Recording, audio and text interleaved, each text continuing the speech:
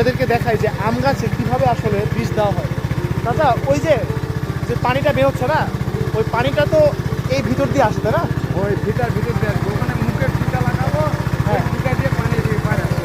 তো পানিটা দিয়ে আসলে কীভাবে বীজটা দেওয়া হয়, মানে পানিটা কি ড্রামে যায় কোনো? ওখানে ড্রামে যায় পড়বে, ড্রামে যাওয়ার পরে আমরা আবার বীজ দেবো ড্রামে। আচ্ছা, দেওয়ার পরেই ওই মেশিনে স্টার্ট দিয়ে তখন ওই পাইপ দিয়ে ফিতা পানি চলে আসবে গাছে। এর মানে হচ্ছে যে এই পানিটা এখান থেকে সরাসরি ড্রামে যাবে। ড্রামে যাবে, এখানে তো পানি চাষা পার হওয়া যাবে না, ড্রামের মধ্যে আপনি বীজ দিবেন, হয় ড্রামের মধ্যে বীজ দেবে। দিয়ে আপনি গাছে স্প্রে করবেন। বুঝতে পারছি। তো এই হচ্ছে বিষয়টা যে এখান থেকে পানি যায়, আর এই পানিটা উঠে কি মানে নিচে একদম মাটি থেকে? নিচ থেকে উঠছে, নিচ থেকে উঠতেছে। আচ্ছা আচ্ছা, নিচ থেকে। ওই যে ওই যে ওই যে ওই যে ওই যে সামনে ওইখান থেকে আসে, এই আলদা ওই যে ড্রাম নিয়ে যাচ্ছে, ওই ওটা ড্রাম দিয়ে নিয়ে যাচ্ছে।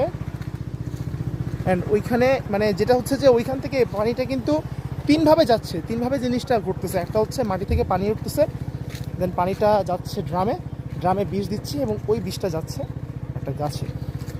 এই হচ্ছে মূলত বিষয়টা। এই যে